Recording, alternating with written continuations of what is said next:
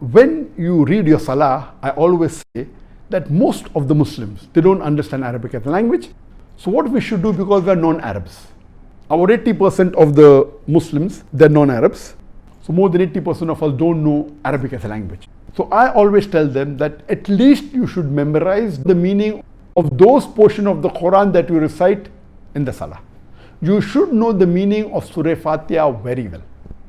Bismillah ar-Rahman ar-Rahim. In the name of Allah, most gracious, most merciful. Alhamdulillah Rabbil Alameen.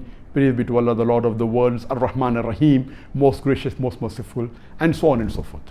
After that, you recite the surahs. The surahs that you recite, whether it be Surah Ikhlas, whether it be Surah Nas, Surah Falaq, whatever surah, see to it that those surahs that you recite in your salah, you should know the meaning very well. Now when you are reciting the Arabic portion in your mind, because you don't know the meaning, only a small portion of your mind is occupied, maybe 5%. 95% of your mind is free. And most of the Muslims, you ask them to recite Surah Fatiha from the middle of the sleep, they will be able to do it. So only a small portion, so remaining is blank. That's the reason he keeps on wondering.